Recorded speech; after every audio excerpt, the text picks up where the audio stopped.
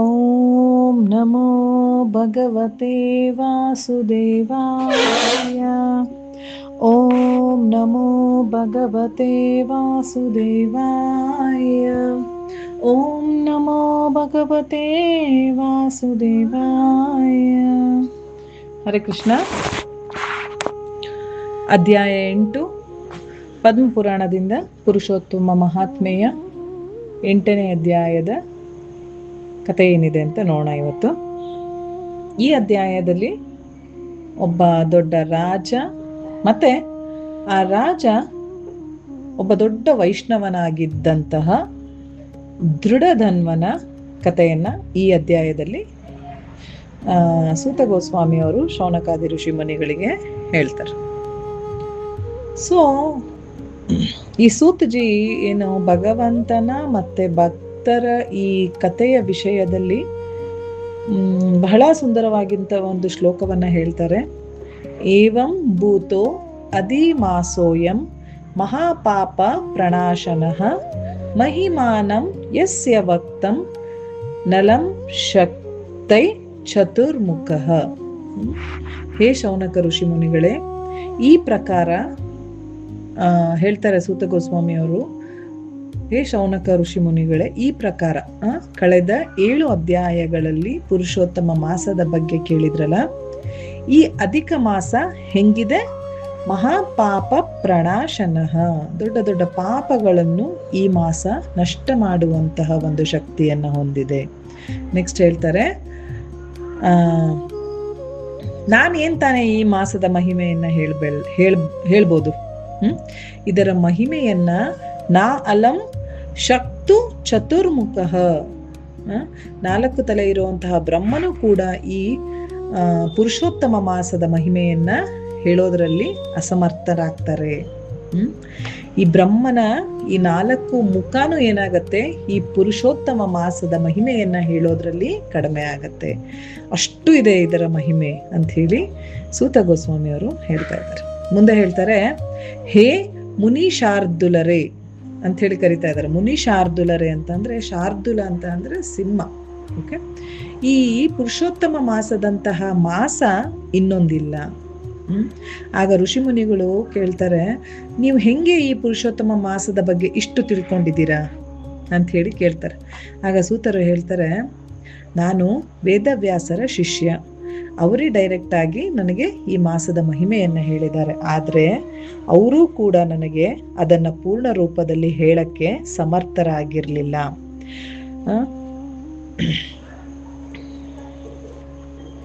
ಅವರಿಗೆ ಹೇಳಕ್ಕಾಗ್ಲಿಲ್ಲ ಅಂತ ಅಂದ್ರೆ ಇನ್ನ ಯಾರ್ ತಾನೇ ಈ ಮಾಸದ ಮಹಿಮೆಯನ್ನ ಹೇಳಕ್ಕಾಗತ್ತೆ?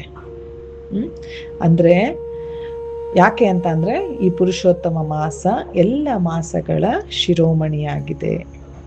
ಓಕೆ, ಯಾಕೆ ಯಾರು ಇದರ ಬಗ್ಗೆ ಪೂರ್ಣ ರೂಪದಲ್ಲಿ ತಿಳಿದುಕೊಳ್ಳಕ್ಕೆ ಆಗಲ್ಲ ಅಂತ ಅಂದ್ರೆ, ಈ ಮಾಸ ಸ್ವಯಂ ನಾರಾಯಣನೇ ಆಗಿದ್ದಾನೆ, ಮತ್ತೆ ಇದು ಸ್ವಯಂ ಭಗವಂತನ ಮಾಸ. ಸೊ ಇಲ್ಲಿಯವರೆಗೂ ಯಾರಾದ್ರೂ ಭಗವಂತನನ್ನ ತಿಳ್ಕೊಳಕ್ ಸಾಧ್ಯ ಆಗಿದೆಯಾ? ಇಲ್ಲ. ಸೊ ಬಹಳ ಸಂತರು ಪ್ರಯತ್ನ ಮಾಡಿದ್ರು, ಆದ್ರೆ ಯಾವಾಗ ವೇದವ್ಯಾಸರು ಆಗಲ್ಲ ಅಂದ್ರು, ಇನ್ನೇನ್ ಹೇಳೋದು ಇದ್ರ ಬಗ್ಗೆ ಅಂತ ಹೇಳಿ ಎಲ್ಲ ಸಂತರು ಸುಮ್ಮನಾದ್ರು. ಸೊ ಭಗವಂತನನ್ನ ಮತ್ತೆ ಈ ಮಾಸವನ್ನ ನಾವು ಪೂರ್ಣ ರೂಪದಲ್ಲಿ ತಿಳಿದುಕೊಳ್ಳಕ್ಕೆ ಆಗಲ್ಲ. ಆದರೆ ನಾವು ಸಂತರ ಮುಖಾಂತರ ಅಲ್ಪ ಸ್ವಲ್ಪ ತಿಳ್ಕೊಂಡಿದ್ದೀವಿ. ಭವೇತ್ ವಿದ್ವಾನ್, ಈ ಮಾಸದ ಕೃಪೆಯಿಂದ ನಾವು ಏನಾಗ್ಬೋದು, ಅಲ್ಪ ಸ್ವಲ್ಪ ತಿಳ್ಕೊಂಡು ಏನಾಗ್ಬೋದು ಅಂತ ಅಂದ್ರೆ ತಕ್ಕ ಮಟ್ಟಿಗೆ ಒಂದು ವಿದ್ವಾನ್ ಜಾಣರ ಆಗ್ಬೋದು ಅಂತ ಹೇಳಿ ಹೇಳ್ತಾರೆ. ಮತ್ತೆ ಕೋಟಿ ಕೋಟಿ ಇದಂ ಫಲಂ, ಇದ್ರ ಬಗ್ಗೆ ತಿಳಿದುಕೊಳ್ಳೋದೇನು ಅಂತ ಅಂದ್ರೆ ಕೋಟಿ ಕೋಟಿ ಯಜ್ಞದ ಫಲ ಪ್ರಾಪ್ತಿ ಆಗತ್ತಂತೆ. ಈ ಒಂದು ಮಾಸದ ಬಗ್ಗೆ ತಿಳ್ಕೊಂಡಾಗ ನಮ್ಗೇನಾಗತ್ತೆ, ಕೋಟಿ ಕೋಟಿ ಯಜ್ಞದ ಫಲ ಪ್ರಾಪ್ತಿ ಆಗತ್ತಂತೆ. ಆಗ ಶೌನಕರು ಕೇಳ್ತಾರೆ, ನೀವು ಇದನ್ನೆಲ್ಲ ಹೇಳ್ಬೇಡ್ರಿ, ನಂಗೆ ಹೇಳಕ್ಕಾಗಲ್ಲ, ನಂಗೆ ಗೊತ್ತಿಲ್ಲ ಅನ್ನೋ ಮಾತುಗಳನ್ನ ಹೇಳ್ಬೇಡಿ. ಎಷ್ಟಾಗುತ್ತೋ ಅಷ್ಟು ನೀವು ನಮ್ಗೆ ಈ ಮಾಸದ ಮಹಿಮೆಯನ್ನ ಹೇಳಿ ಅಂತ ಹೇಳಿ. ಆಗ ಶೌನಕರು ಹೇಳ್ತಾರೆ, ದೃಢಧನ್ವ ಅನ್ನೋ ಒಬ್ಬ ರಾಜ ಭಗವಂತನ ಭಕ್ತನಾಗಿದ್ದ. ನಾವು ಕೇಳಿದೀವಿ ಅವನಿಗೆ ಈ ಪುರುಷೋತ್ತಮ ಮಾಸದ ಕೃಪೆಯಿಂದ ಬಹಳ ಫಲಪ್ರಾಪ್ತಿಯಾಯಿತು ಅಂತ ಹೇಳಿ ನಾವು ಕೇಳಿದೀವಿ. ಸೊ ಅವನ ಬಗ್ಗೆ ನೀವು ನಮಗೆ ಹೇಳಿ ಅಂತ ಹೇಳಿ ಶೌನಕ ಋಷಿಗಳು ಸೂತ ಗೋಸ್ವಾಮಿ ಅವ್ರನ್ನ ಕೇಳ್ತಾರೆ. ಆಗ ಶೌನಕ ಋಷಿಗಳು ಹೇಳ್ತಾರೆ, ಹೇ ಸೂಜಿ, ನಾವು ತುಂಬಾ ಭಾಗ್ಯಶಾಲಿಗಳು. ಯಾಕೆ ಅಂತ ಅಂದ್ರೆ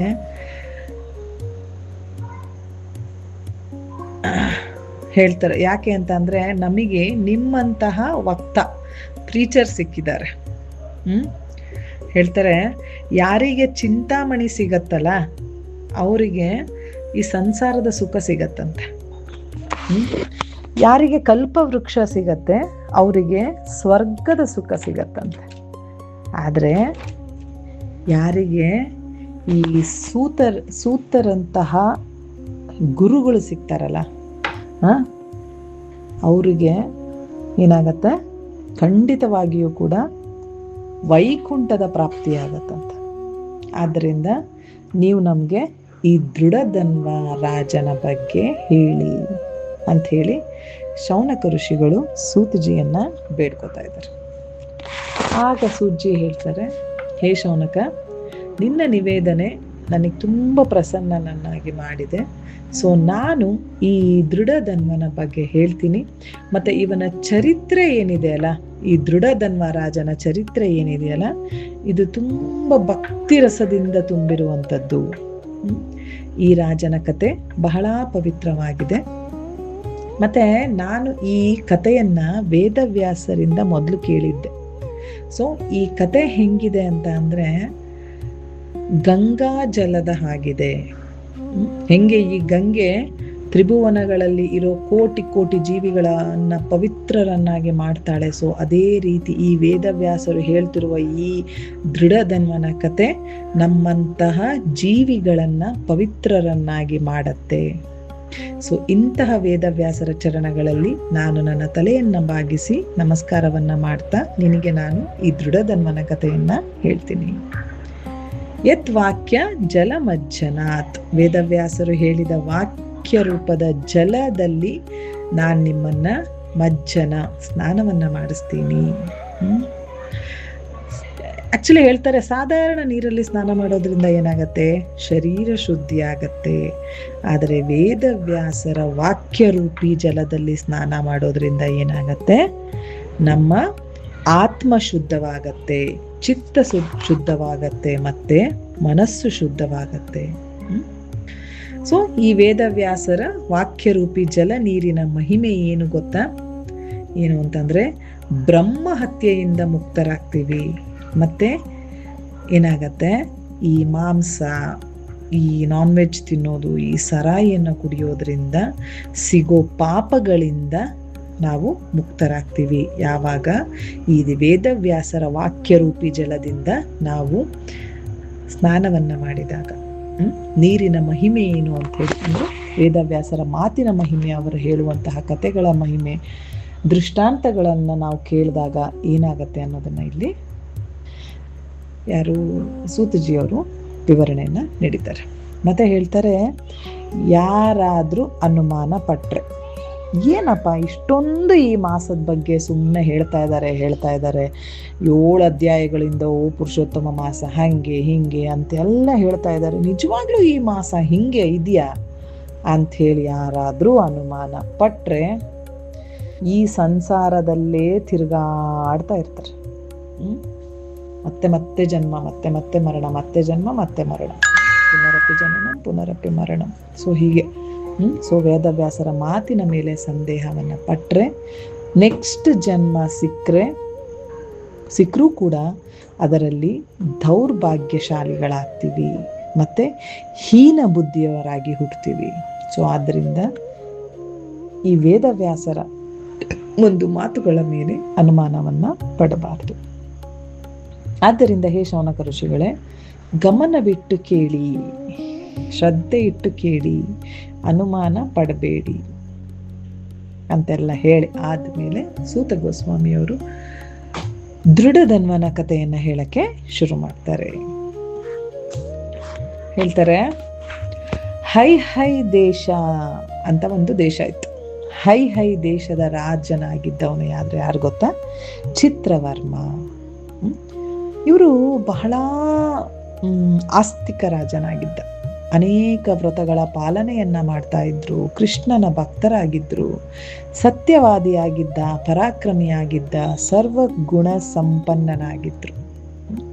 ಅವರ ಭಕ್ತಿಯ ಪ್ರಭಾವದಿಂದ ಆ ರಾಜ ಒಬ್ಬ ಬಹಳ ಸುಂದರವಾದ ಮಗನಿಗೆ ಜನ್ಮವನ್ನ ನೀಡ್ತಾರೆ. ಆ ಮಗನ ಹೆಸರೇ ದೃಢಧನ್ವ. ಆ ಪುತ್ರ ವೇದಶಾಸ್ತ್ರಗಳನ್ನ ತಿಳ್ಕೊಂಡಿರ್ತಾನೆ. ಜನ್ಮದಿಂದಲೇ ಅವರ ರತಿ ಮತಿ ಗತಿ ಎಲ್ಲ ಭಗವಂತನಲ್ಲಿ ಒಂದಾಗಿತ್ತು. ಇವನು ಬಹಳ ಗುಣವಂತ, ಸರ್ವಗುಣ ಸಂಪನ್ನನಾಗಿದ್ದ. ಇವನ ಗುಣವನ್ನ ನೋಡಿ ಈ ಚಿತ್ರವರ್ಮ ಏನ್ ಮಾಡ್ತಾನೆ, ಈ ನನ್ನ ಮಗನನ್ನ ತನ್ನ ಮಗನನ್ನ ರಾಜನನ್ನಾಗಿ ಮಾಡ್ತಾನೆ. ರಾಜಕುಮಾರ ಅಂತ ಹೇಳಿ ಘೋಷಣೆಯನ್ನ ಮಾಡ್ತಾನೆ. ಯಾವಾಗ ಮಗ ರಾಜನಾದ, ತಂದೆ ಚಿತ್ರವರ್ಮ ಏನ್ ಮಾಡ್ತಾರೆ, ರಿಟೈರ್ಡ್ ಆಗ್ತಾರೆ, ನಿವೃತ್ತಿಯನ್ನ ಪಡಿತಾರೆ. ನಿವೃತ್ತಿಯನ್ನ ಪಡೆದ ಮೇಲೆ ಏನಾಗತ್ತೆ, ಈಗ ನಾನು ಏನ್ ಮಾಡ್ಲಿ ಅಂತ ಯೋಚನೆ ಮಾಡ್ತಾರೆ. ಅಂತ ಯೋಚಿಸುವಾಗ ಹೇಳ್ತಾರೆ, ನಾನು ಈ ಉಳಿದ ನನ್ನ ಈ ಜೀವನವನ್ನ ವ್ಯರ್ಥವಾಗಿ ಹಾಳು ಮಾಡಬಾರ್ದು. ಆದ್ದರಿಂದ ನಾನು ಏನ್ ಮಾಡಬೇಕು, ಹರಿಯ ಚಿಂತನೆ, ಹರಿಯ ಸ್ಮರಣೆಯನ್ನ ಮಾಡಬೇಕು. ಯಾಕೆ ಅಂತ ಅಂದ್ರೆ, ಈ ಹರಿ ಏನಿದಾನಲ್ಲ, ಇವನು ವಿಶ್ವನಾಥ, ಜಗನ್ನಾಥ, ಸರ್ವೇಷಾಂ ಸುಖದಾಯಕಂ. ಹರಿಯ ಸ್ಮರಣೆಯಿಂದ ಮಾತ್ರ ನನ್ನ ಜೀವನ ಸುಖಮಯವಾಗಿರುತ್ತೆ ಅಂತ ಹೇಳಿ ಈ ಚಿತ್ರವರ್ಮ ಯೋಚನೆ ಮಾಡ್ತಾನೆ. ಆಗ ಈ ಚಿತ್ರವರ್ಮ ಯೋಚಿಸ್ತಾನೆ, ಜೀವನ ಪರ್ಯಂತ ಬರೀ ರಾಜ್ಯಭಾರ ಮಾಡಿದೆ, ಯುದ್ಧ ಮಾಡಿದೆ, ಇದನ್ನೆಲ್ಲ ಮಾಡಿದ್ದೀನಿ. ಸೊ ಆದ್ರಿಂದ ಈಗ ಏನಾಗ್ತಾ ಇದೆ ಅಂತ ಅಂದ್ರೆ, ನನಗೆ ಹರಿಯ ಸ್ಮರಣೆ ಆಗ್ತಾ ಇಲ್ಲ. ಲಕ್ಷ್ಯ ಪ್ರಭು ಸ್ಮರಣೆ ಅಂದ್ರೆ ಅವನಿಷ್ಟೆಲ್ಲ ತನ್ನನ್ನು ತಾನು ಇಲ್ಲಿ ತನಕ ತನ್ನ ಜೀವನದಲ್ಲಿ ಇರೋ ತನಕ ಅವನು ಬೇರೆ ಕಾರ್ಯಗಳಲ್ಲಿ ತೊಡಗಿಸ್ಕೊಂಡಿದ್ರಿಂದ ಆಲ್ ಆಫ್ ಅ ಸಡನ್ ಅವನಿಗೆ ಹರಿಯ ಸ್ಮರಣೆ ಆಗ್ತಾ ಇಲ್ಲ. ಆಗ ಏನ್ ಮಾಡಬೇಕು? ಹರಿಯ ಸ್ಮರಣೆ ಆಗ್ತಾ ಇಲ್ಲ ಅಂತ ಅಂದ್ರೆ ಏನ್ ಮಾಡಬೇಕು? ಸಕೃತ ನಾಮ ಮಾತ್ರೇಣ, ಭಗವಂತನ ನಾಮದ ಜಪವನ್ನ ಮಾಡಬೇಕು. ನಾಮ ಜಪ ಮಾಡ್ತಾ ಮಾಡ್ತಾ ಮಾಡ್ತಾ ನಮ್ಮ ಮನಸ್ಸು ಶುದ್ಧವಾಗತ್ತೆ. ಆಗ ಆ ಶುದ್ಧ ಮನಸ್ಸಿನಲ್ಲಿ, ಆ ಶುದ್ಧ ಚಿತ್ತದಲ್ಲಿ ಭಗವಂತನ ಸ್ಮರಣೆ ನಿರಂತರವಾಗಿ ಆಗತ್ತೆ. ಆದರೆ ನಾನು ಈ ಭಗವಂತನ ಸ್ಮರಣೆಯನ್ನ ಮಾಡಬೇಕು ಅಂತಂದ್ರೆ ಈ ರಾಜ್ಯದಲ್ಲಿ ಇವರೆಲ್ಲರ ಜೊತೆಗಿದ್ರೆ ಅದು ಆಗಲ್ಲ. ತಮ್ಯಾಮಿ ಶರಣಂ ವಿಷ್ಣು, ವಿಷ್ಣುವಿಗೆ ಶರಣಾಗತಿಯಾಗಿ ಏಕಾಂತದಲ್ಲಿ ನಾನು ಭಗವಂತನ ನಾಮಸ್ಮರಣೆಯನ್ನ ಮಾಡಬೇಕು. ಸೊ ನಾನು ಈ ನನ್ನ ರಿಟೈರ್ಡ್ ಲೈಫ್, ನಿವೃತ್ತ ಜೀವನವನ್ನ ಹೆಂಗೆ ಜೀವಿಸ್ಬೇಕು ಅಂತ ಅಂದ್ರೆ, ಯಾವ ರೀತಿ ಪೂರ್ವದಲ್ಲಿ ರಾಜ ಮಹಾರಾಜರುಗಳು ಜೀವಿಸಿದ್ರಲ್ಲ ಹಾಗೆ. ಫಸ್ಟ್ ಆ ರಾಜರು ಏನ್ ಮಾಡಿದ್ರು ಅಂದ್ರೆ, ನಮ್ಮ ಜೀವನದಲ್ಲೂ ಅಷ್ಟೇ ನಾವು ಅನೇಕ ಬಾರಿ ಈ ಒಂದು ತೊಂದರೆಗಳಿಗೆ ಅಥವಾ ನಮಗೇನೋ ಒಂದು ಗೊತ್ತಾಗಲ್ಲ, ಏನೋ ಒಂದು ಸಿಚುವೇಶನ್ ಅಲ್ಲಿ ನಮಗೆ ಅದಕ್ಕೆ ಸೊಲ್ಯೂಷನ್ ಗೊತ್ತಾಗಲ್ಲ. ಆಗ ನಾವೇನ್ ಮಾಡ್ಬೇಕಂತೆ, ಹೀಗೆ ಪೂರ್ವದಲ್ಲಿ ಇಂತಹ ಸಿಚುಯೇಷನ್ ಯಾರಾದ್ರೂ ರಾಜ ಮಹಾರಾಜರುಗಳಿಗೆ ಬಂದಿದ್ರೆ ಅವರು ಯಾವ ಒಂದು ನಿರ್ಧಾರವನ್ನ ತಗೊಂಡಿದ್ರಲ್ಲ ಅದನ್ನ ನಮ್ಮ ಜೀವನದಲ್ಲಿ ಅಳವಡಿಸ್ಕೊಳ್ಳೋದ್ರಿಂದ ಏನಾಗುತ್ತೆ, ನಾವು ಆ ಸೊಲ್ಯೂಷನ್ ಇಂದ ಹೊರಗೆ ಬರ್ಬೋದು. ಸೊ ಇಲ್ಲಿ ಅದೇ ಮಾಡ್ತಾ ಇದ್ದಾನೆ ಇವನು ಚಿತ್ರವರ್ಮ. ಹಿಂದೆ ಮಾಡಿದಂತಹ ರಾಜ ಮಹಾರಾಜರುಗಳು ಏನ್ ಮಾಡಿದ್ರಲ್ಲ ಭಗವಂತನ ನಾಮಸ್ಮರಣೆಗೋಸ್ಕರ, ಅದನ್ನ ನಾನು ಮಾಡ್ಬೇಕು. ಸೊ ಆ ರಾಜರು ಫಸ್ಟ್ ಏನ್ ಮಾಡ್ತಾ ಇದ್ರು, ಭುಕ್ತೆ ಭೋಗಂ, ಈ ಸಂಸಾರವನ್ನ ಆನಂದಿಸಿದ್ರು. ನಂತರ ವಾನಪ್ರಸ್ಥಾವಸ್ಥೆಯಲ್ಲಿ ತ್ಯಕ್ತ್ವಾ ರಾಜ್ಯ ಲಕ್ಷ್ಮಿ, ಆಗ ಅವರು ತಮ್ಮ ರಾಜ್ಯವನ್ನ ತ್ಯಾಗ ಮಾಡ್ತಾ ಇದ್ರು, ಲಕ್ಷ್ಮಿಯನ್ನ ತ್ಯಾಗ ಮಾಡ್ತಾ ಇದ್ರು. ಮತ್ತೆ ತಮ್ಮ ಇಂದ್ರಿಯಗಳನ್ನ ಹಿಡಿತದಲ್ಲಿ ಇಟ್ಕೊಳ್ಳಕ್ಕೆ ಪೂರ್ಣ ಪ್ರಯತ್ನವನ್ನ ಆ ರಾಜರು ಮಾಡ್ತಾ ಇದ್ರು. ಮತ್ತೆ ಹೇಳ್ತಾರೆ, ಆ ರಾಜ ಮಹಾರಾಜರುಗಳು ಜೀವನ ಪೂರ್ತಿ ಟ್ರೈನ್ಡ್ ಆಗಿದ್ರು, ಜೀವನ ಪೂರ್ತಿ ಭಕ್ತಿಯನ್ನ ಮಾಡಿದ್ರು. ಆದ್ರಿಂದ ಯಾವಾಗ ಅವರು ಅವರಿಗೆ ತ್ಯಾಗ ಮಾಡೋ ಒಂದು ಸಂದರ್ಭ ಬಂತು. ಅವರು ರಾಜ್ಯವನ್ನ, ಲಕ್ಷ್ಮಿಯನ್ನ ತ್ಯಾಗ ಮಾಡಿದ್ರು. ಹೆಂಗೆ ಅಂತ ಹೇಳಿ ಒಂದು ದೃಷ್ಟಾಂತವನ್ನ ಇಲ್ಲಿ ಕೊಡ್ತಾರೆ. ಹೆಂಗೆ ಒಂದು ಹಾವು ತನ್ನ ಪೊರೆಯನ್ನ ಬಿಡುತ್ತಲ್ಲ, ಹಾಗೆ ಪೂರ್ವದ ರಾಜರು ಕೂಡ ಎಲ್ಲವನ್ನ ತ್ಯಾಗ ಮಾಡಿ ಕಾಡಿಗೆ ಹೋಗ್ತಾ ಇದ್ರು. ಆಕ್ಚುಲಿ ಈ ಹಾವು ಪೊರೆಯನ್ನ ಬಿಡ್ಬೇಕಾದ್ರೆ ಅದು ಏನ್ ಮಾಡತ್ತಂತ ಗೊತ್ತಾ, ಸುಮ್ಮನೆ ಹರಿದಾಡ್ತಾ ಏನಾಗತ್ತೆ, ಒಂದು ಮುಳ್ಳಿನ ಒಂದು ಗಿಡದ ಒಳಗೆ ಹೋದಾಗ ಆಟೋಮೆಟಿಕ್ ಆಗಿ ಆ ಹಾವು ತಾನು ಮುಂದೆ ಹೋಗ್ತಾ ಇರತ್ತೆ. ಆ ಮುಳ್ಳುಗಳು ಆ ಪೊರೆಯನ್ನ ಹಿಡಿದು ನಿಲ್ಲಿಸ್ತಾವಂತೆ. ಅಷ್ಟು ಈಸಿಯಾಗಿ ಅದು ಮುಂದೆ ಹೋಗ್ತಾ ಇರತ್ತೆ, ಅದು ಪೊರೆ ಹಿಂದೆ ಉಳಿಯುತ್ತೆ. ಸೊ ಅದೇ ರೀತಿ ಯಾವ ರೀತಿ ಹಾವು ಪೊರೆಯನ್ನ ಬಿಡುತ್ತಲ್ಲ, ಅದೇ ರೀತಿ ಈ ರಾಜರುಗಳು ತಮ್ಮ ಒಂದು ನಿರ್ದಿಷ್ಟ ಅವಧಿ ಆದ ನಂತರ ತಮ್ಮ ರಾಜ್ಯವನ್ನಾಗ್ಲಿ, ತಮ್ಮ ಐಶ್ವರ್ಯ ಸಂಪತ್ತನ್ನಾಗ್ಲಿ ಎಲ್ಲವನ್ನ ಬಿಟ್ಟು ಭಗವಂತನ ಸ್ಮರಣೆಯನ್ನ ಮಾಡೋದಕ್ಕೆ ಕಾಡಿಗೆ ಹೋಗ್ತಾ ಇದ್ರು. ಓಕೆ, ಸೊ ಇದೇನ್ ತೋರ್ಸತ್ತೆ ಅಂತಂದ್ರೆ ನಮ್ಮ ರಿಟೈರ್ಡ್ ಲೈಫ್ ಹೆಂಗಿರ್ಬೇಕು, ನಾವು ಏನ್ ಮಾಡಬೇಕು, ಯಾವ ರಾಜರನ್ನ ನಾವು ಪಾಲಿಸ್ಬೇಕು, ಯಾವ ರಾಜರುಗಳು ಏನೇನು ಮಾಡಿದ್ರು ಅನ್ನೋದನ್ನ ನಾವು ಫಸ್ಟು ತಿಳ್ಕೊಂಡಿರ್ಬೇಕು. ಸೊ ಈ ರಾಜರು ಯಾರ್ಯಾರು ಹಂಗಿದ್ರೆ ನೋಡೋದಾದ್ರೆ, ಅಂಬರೀಷ ಮಹಾರಾಜ ಶರಿಯಾತಿ, ಯಯಾತಿ, ಶಿಬಿ, ದುಂದುಮಾರ್, ಹರಿಶ್ಚಂದ್ರ, ವಸುಮನ, ನಲದಮಯಂತಿ, ಮನು, ಕ್ಷೇಮ, ಧನ್ವ, ರಂತಿದೇವ, ಶರಬಿಂದು, ಭಗೀರಥ, ಪ್ರಿಯವ್ರತ, ಭೂರಿಷೇಣ, ಯುನಾಶ್ವ, ಬಲಿ, ಭೀಷ್ಮ, ನೃಗ, ಯುಧಿಷ್ಠಿರ, ಕರ್ಣ, ಇವರೆಲ್ಲರ ಚರಿತ್ರೆ ಕೂಡ ಒಂದೇ ರೀತಿ ಇದೆ. ದುಷ್ಯಂತ, ಭರತ, ವಿಭು, ಮಹಾಭಾಗ, ಪೃಥು, ಇವರೆಲ್ಲ ದೊಡ್ಡ ದೊಡ್ಡ ರಾಜರು. ಇವರಿಂದ ನಾವು ಹೆಂಗೆ ನಮ್ಮ ನಿವೃತ್ತಿ ಇರಬೇಕು, ನಿವೃತ್ತಿ ಜೀವನ ಹೆಂಗೆ ಇರಬೇಕು ಅನ್ನೋದನ್ನ ನಾವು ಕಲಿಬೇಕು. ಸೊ ಆಗ ಈ ಚಿತ್ರಪರ್ವ ಇವರೆಲ್ಲರ ಬಗ್ಗೆ ತಿಳಿದುಕೋತಾನೆ, ಮನೆಯಲ್ಲಿ ಇರಬಾರ್ದು ಅಂತ ಹೇಳಿ ಡಿಸೈಡ್ ಅನ್ನ ಮಾಡ್ತಾನೆ. ಸೊ ಈ ರಾಜ ಎಲ್ಲವನ್ನ ತ್ಯಾಗ ಮಾಡಿ ಗಂಡಕಿ ನದಿಯ ದಡದಲ್ಲಿ ಪುಲಹ ಋಷಿಯ ಆಶ್ರಮಕ್ಕೆ ಹೋಗ್ತಾನೆ. ಅಲ್ಲಿಗೆ ಹೋಗಿ ದೃಢ ಭಕ್ತಿಯನ್ನ ಮಾಡ್ತಾನೆ. ಭಕ್ತಿ ಮಾಡ್ತಾ ಮಾಡ್ತಾ ಮಾಡ್ತಾ ಜೀವಂತ ಇದ್ದಾಗಲೇ ಅವರಿಗೆ ನಾರಾಯಣನ ದರ್ಶನ ಆಗತ್ತೆ. ಮನಸ್ಸು ಪೂರ್ಣ ರೂಪದಲ್ಲಿ ಭಗವಂತನಲ್ಲಿ ನೆಲೆಸತ್ತೆ. ಒಂದು ದಿನ ಅವರ ಮೃತ್ಯು ಸಮಯ ಬಂತು. ಆಗ ಚಿತ್ರವರ್ಮ ಈ ಮೃತ್ಯುವಿನ ತಲೆಯ ಮೇಲೆ ಕಾಲಿಟ್ಟು ಭಗವಂತನ ಧಾಮ ವೈಕುಂಠಕ್ಕೆ ಹೋಗ್ತಾರೆ. ಜೀವನ ಹೆಂಗ್ ಮಾಡಬೇಕು ಅಂತ ಅಂದ್ರೆ, ಯಾವಾಗ ತ್ಯಾಗ ಮಾಡೋ ಸಮಯ ಬರುತ್ತೆ ಆಗ ಹಾವಿನ ಪೊರೆಯ ಹಾಗೆ ತಕ್ಷಣ ಬಿಟ್ಟು ಹೋಗ್ತಿರ್ಬೇಕಂತೆ. ಆ ಲೆವೆಲಲ್ಲಿ ನಾವು ಜೀವನವನ್ನು ಮಾಡ್ಬೇಕಂತೆ. ತ್ಯಾಗ ಮಾಡಿದ ಮೇಲೆ ಹೆಂಗೆ ಭಕ್ತಿಯನ್ನ ಮಾಡಬೇಕು ಅಂತ ಅಂದ್ರೆ, ಜೀವಂತ ಇದ್ದಾಗಲೇ ಭಗವಂತನ ದರ್ಶನವನ್ನು ನಮಗೆ ಆಗಬೇಕು. ಆಮೇಲೆ ಮೃತ್ಯುವಿನ ನಂತರ ಸೀದಾ ವೈಕುಂಠ ಧಾಮಕ್ಕೆ ನಾವು ಹೋಗಿ ಸೇರ್ಬೇಕಂತೆ. ಆ ರೀತಿ ನಾವು ಜೀವನವನ್ನ ಮಾಡಬೇಕು ಅಂತ ಹೇಳಿ ಹೇಳ್ತಾರೆ. ಯಾವಾಗ ಚಿತ್ರವರ್ಮನ ಮೃತ್ಯು ಆಯಿತು ಆಗ ಅವರ ಮಗ ದೃಢಧನ್ವನಿಗೆ ಗೊತ್ತಾಗತ್ತೆ. ಮೊದಲು ದುಃಖ ಆಗತ್ತೆ, ಆದರೆ ವೈಷ್ಣವಿ ಗತಿ ಆಗಿದೆ ಅಂತ ಗೊತ್ತಾದ್ಮೇಲೆ ಹೃದಯಕ್ಕೆ ಅವನಿಗೆ ಸಮಾಧಾನ ಆಗತ್ತೆ. ಪಿತೃಕ್ರಿಯೆ ಎಲ್ಲವನ್ನ ಅವನು ಮಾಡಿ ಮುಗಿಸ್ತಾನೆ.